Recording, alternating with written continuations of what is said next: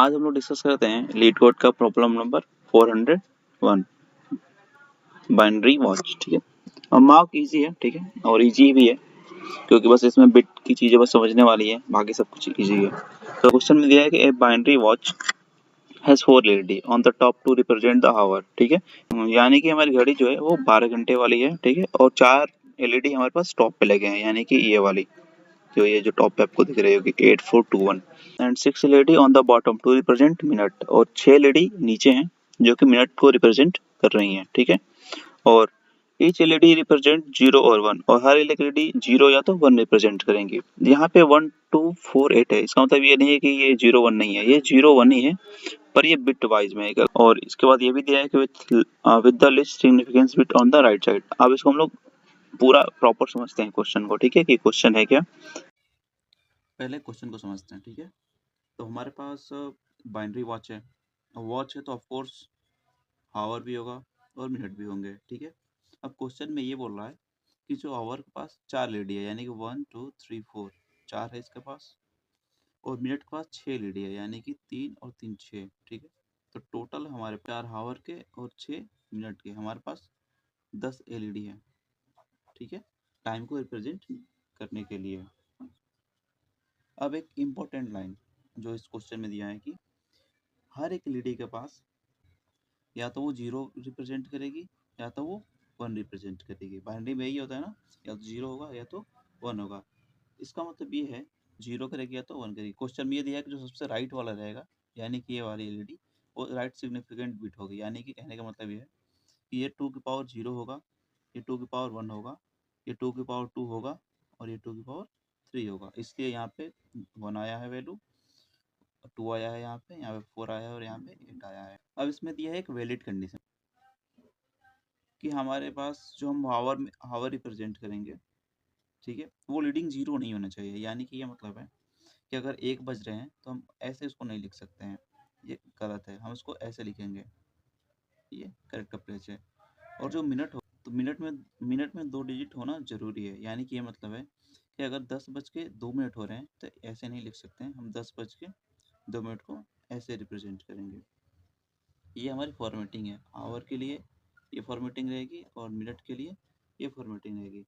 अब main problem समझते हैं। मेन प्रॉब्लम क्या है? मेन प्रॉब्लम ये है कि हमारे पास एक इंटीजर दिया रहेगा, इंटीजर, ठीक है, जिसका नाम रहेगा टर्न ऑन।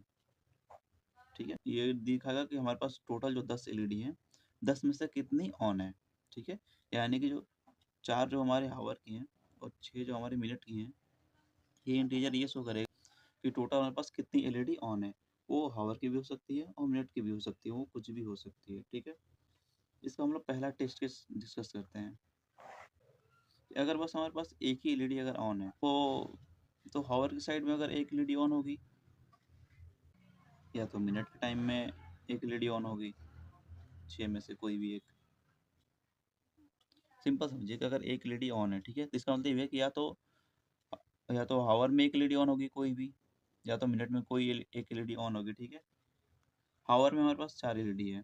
ठीक है, अगर इसमें से बस एक ऑन होगी, यानी ये वाली ऑन होगी, ये सबसे राइट वाली, तो हमारे पास क्या बिट बनेगी? 0001। ठीक है, अगर बस ये वाली ऑन होगी तो क्या बिट बनेगी हमारी? 0010। अगर बस ये वाली ऑन होगी तो क्या बिट बनेगी हमारी? 0100।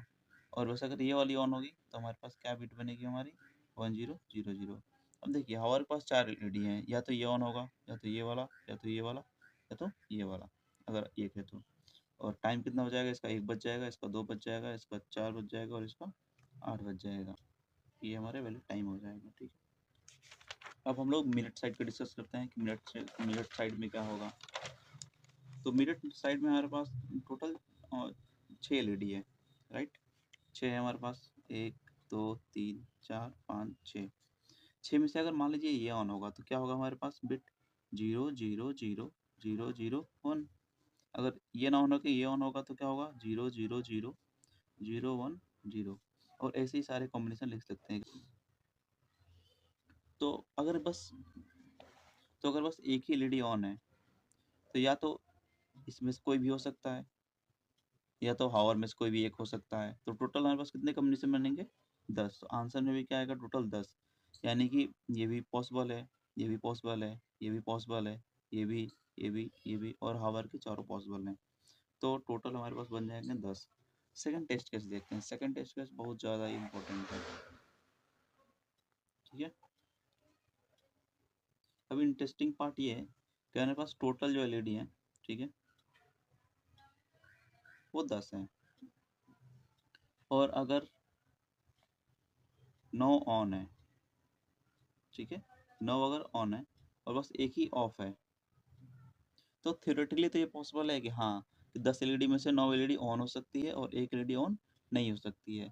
पर क्या ये टाइम वैलिड होगा अगर 9 एलईडी हमारे पास ऑन हो जाएंगी? तो कहने का ये मतलब है कि हमारे पास 4 जो एलईडी हैं वो किसकी हैं, आवर की। 6 एलईडी हैं वो है मिनट की, ठीक है।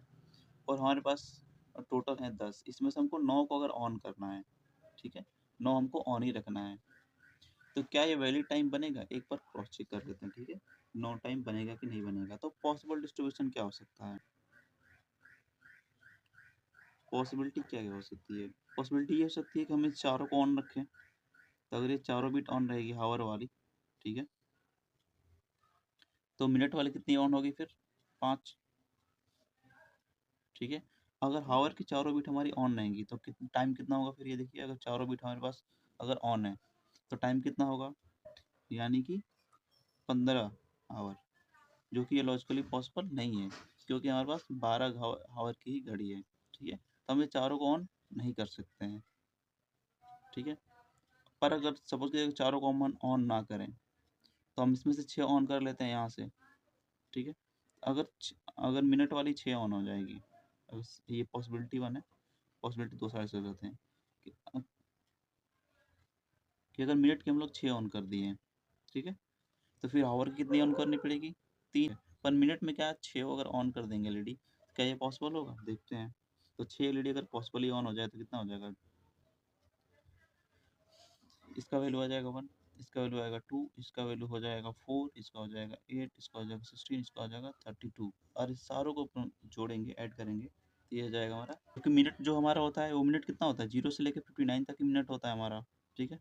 63 मिनट तो पॉसिबल है नहीं, और तो इसलिए ये टेस्ट केस वैलिड नहीं है। और तो कोई चांस है ही नहीं कि हमारे पास 10 लेडी हैं जिसमें से 9 ऑन करना है, तो 9 में से यही ऑप्शन हो सकता है कि 4 में इसका ऑन कर दूँ, 5 इसका ऑन कर दूँ, या 3 इसका ऑन कर दूँ, 6 इसका ऑन कर दूँ, और तो कोई चांस है नहीं। यानी कि एक टेस्ट केस रिजेक्ट हो गया है।